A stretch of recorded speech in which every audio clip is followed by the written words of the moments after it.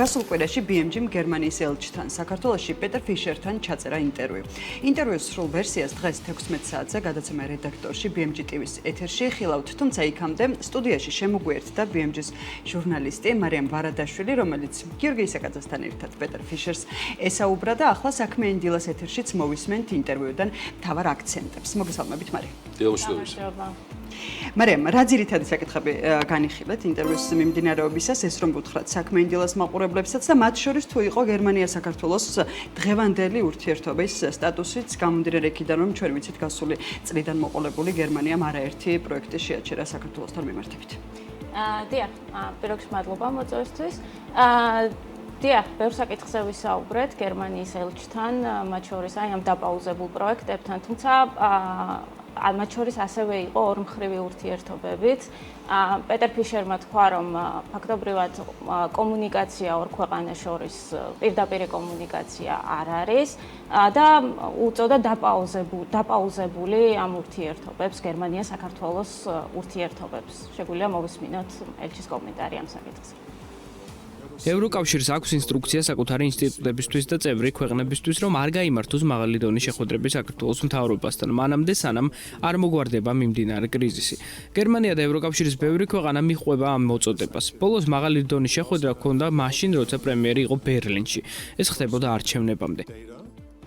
ჩვენ ასევე მარიამ ვიცით, რომ გერმანიამ ასევე ქართულ მაღალჩინოსნებსაც დაუწესა სანქციები და მათ შორის საინტერესო არის თუ რამდენი ადამიანი არის სანქცირებულთა სიაში და ელჩმა თუ ამ შემთხვევაში ვინაობაც გაამხილა ჩვენთან ინტერვიუს დროს.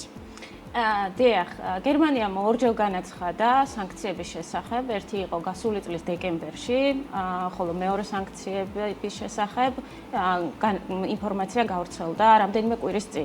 მარტის ბოლოს. ელჩმა გითხრა, რომ ჯამში არის 13 პირი სანქცირებული. ეს პირები სანქცირებული არიან ადამიანის უფლებების დარღვევისთვის. მან ასევე განმარტა, რომ ზოგადად გერმანია სანქციებს აწესებს ადამიანის უფლებების დარღვევის გამო, სხვა ქვეყნებისგან განსხვავებით, გერმანია მხოლოდ ამ მიმართულებით იყენებს სხვა მოქალაქეების სანქცირებას. მან გითხრა, რომ მათ ვინაობას ვერ დაგვისახელებს, იმიტომ რომ გერმანიაში არსებობს კანონი, რომ პერსონალური მონაცემების შესახებ, თუმცა მათ თქვა, რომ საქართველოს მთავრობაში იციან სანქცირებული მაღალჩინოსნების შესახებ და მათი ვინაობაც. ჩვენი პოლიტიკა და აღქმა არის ასეთი, რომ ადამიანის უფლებების საშინაო პოლიტიკის ნაწილად არ მიგვაჩნია, რადგან არსებობს ადამიანის უფლებების საერთაშორისო სტანდარტი. ჩვენი მოვალეობაა მათი დაცვა, სწორედ ამიტომ დავაწესეთ სანქციები 13 პირის მიმართ, რაც არის ქვეყანაში შესვლის აკრძალვა. ჩვენ ვისაუბრეთ დაპაუზებულ პროექტებზე გერმანიის მხრიდან. საინტერესო არის, როგორი ისახება ეს ურთიერთობა საქართველოს-გერმანიას შორის დღეს არსებული სტატუსი ინვესტიციებზე, რომელიც გერმანიიდან შემოდის საქართველოში და როგორი არის ამ მხრივ ელჩის პოზიციაც.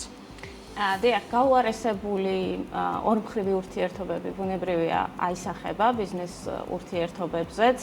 როგორც გითხარით, გერმანიის ელჩმა საქართველოში დღეს საქართველო-გერმანიის ურთიერთობას უწოდა კრიზისი. მან თქვა, რომ ჩვენ ვართ ერთგვარ კრიზისში და ეს შეუძლებელია, რომ არ აისახოს ინვესტიციების მოცულობაზე გერმანიიდან.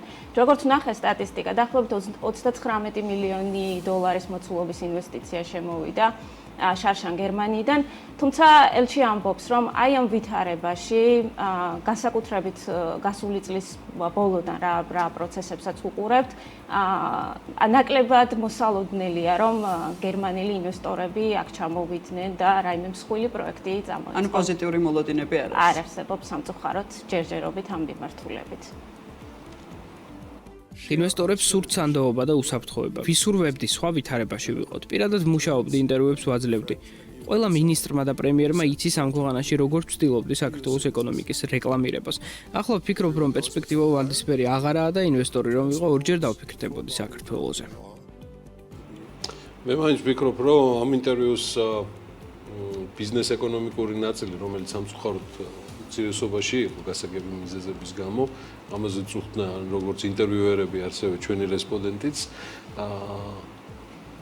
შევეხეთ კიდევ ერთ ძალიან საინტერესო თემას, რომელიც შეიძლება ერთგვარ ანონსათაც გამოდგეს, ვიდრე დღეს 4 საათზე BMG TV-ზე სრულ ვერსიას იხილავთ ინტერვიუსი მარიამ ვარადაშვილს, ჩემს და პეტერ ფიშერ შორის ჩვენ შევეკითხეთ ერთ-ერთ ყველაზე მსხვილ თუ ყველაზე მსხვილ ინვესტიციაზე არა საქართველოში, რომელიც ეხება ჰაიდელბერგში გერმანიის შესაბამისი ბრენდის კომპანიის ყოფნას და მიზეზებს, რის გამოც მოხდა ამ ასე ვთქვათ ქარხნის წილის დატოვება. ჩვენთვის საინტერესო იყო, იმიტომ რომ რამდენიმე ინფორმაციას ვფლობთ, არც ერთზე არ ვქონდა დასტური, რომელი არის სიმართლე, რომ გერმანულმა ინვესტორებმა სხვადასხვა მიზეზების გამო დატოვეს ქარხანა, რომელიც მინდა გითხრათ საკმაოდ მომგებიანია და ის არის თანამფლობელობაში ბიძინა ივანიშვილის კუთვნილი თანაინვესტირების ფონდის და ასევე Honeywell Partners-ი, რომელიც ირაკლი რუხაძეს ეკუთვნის. ისეთი პასუხი გაგვცა რა, რომ თქვენ უკეთ იცითო დაახლოებით ესე გამოუვიდა. საკმაოდ დიპლომატიური. დიპლომატიური და მომინდა ეგრევე მეც დიპლომატიაში გადანაცვლება ისეთი ჩაგვიტარა მასტერკლასი ამ კუთხით პეტერ ფიშერმა. თუმცა ერთი რაც დაგვაკლდა მეც და მარიამსაც, რაც შეგვიძლია ვთქვათ, რომ სამწუხაროდ ველი გახსნილი ძალიან მძიმე კრიზისული ვითარებიდან გამომდინარე, რაც არის საქართველოს და გერმანიას შორის, ველი საიმისოდ რომ ბიზნესზე და ეკონომიკაზე მეტი გვესაუბრა, უბრალოდ არ არის. ერთი მარტივი მიზეზის გამო. კომუნიკაცია ევროპის ნომერ პირველ ეკონომიკას და მსოფლიოში მესამე ეკონომიკას და საქართველოს ოფიციალურ სტრუქტურებს ან მთავრობას შორის დღეს არ არსებობს. ანუ ეს ოფიციალური არხები არ არის და თორშტები ეს არის ევროკავშირის საერთო მანდატიდან გამომდინარე მიღებული გადაწყვეტილება. ამაზე მეტი გითხარი მარიამ თუ შეიძლება. კი, მან გითხრა რომ ევროკავშირს ჰქონდა გარკვეული ინსტრუქცია, თუმცა არასავალდებულო, მაინც და მაინც წევრი ქვეყნებისთვის და საკუთარი ინსტიტუტებისთვის, რომ მაღალი დონის კომუნიკაცია საქართველოს მთავრობასთან, სანამ ეს პროცესები მიმდინარეობენ და როგორც უწოდებენ თვითონ დემოკრატიული უკუსვა ქვეყანაში, ამ კუთხით არ ყოფილიყო ეს კომუნიკაცია, პირდაპირი კომუნიკაცია მაღალ დონეზე და პეტერ ფიშერმა თქვა, რომ ჩვენ მივყვებით ამ ინსტრუქციას. კიდევ თემა, რომელზეც გავამახვილეთ ყურადღება, ცხადია შეეხო თავად გერმანიასაც, სადაც ძალიან საინტერესო პროცესები მიმდინარეობს. ფაქტიურად შექმნილია კოალიცია, რომელიც მაქსიმუმ 6 მაისამდე ჩამოაყალიბებს საბოლოო განაცხადს და გერმანიას ეყოლება ახალი კანცლერი 99%-ის ალბათობით. ბატონი მერცი, რიჰარდ მერცი იქნება და ეს დაადასტურა კიდეც პეტერ ფიშერმა და ბოლოს გარდა იმისა, რომ დიპლომატიის რამდენიმე მასტერკლასი მივიღეთ, მე და მარიამ ვარადაშვილმა, პეტერ ფიშერმა ასევე დეტალებში ისაუბრა და გასცა პასუხი ჩვენს კითხვას. რა არის საჭირო საიმისოდ, რომ აღდგეს ურთიერთობები საქართველოს და ევროპის ნომერ პირველ ეკონომიკას გერმანიას შორის პოლიტიკურ დონეზე. მოკლედ ამას ყველაფერს დღეს 4 საათზე, 5 წუთზე უბრალოდ ვარსტები უკვე იხილავთ ამ ინტერვიუში. მომართეთ თქვენი მიმღებები.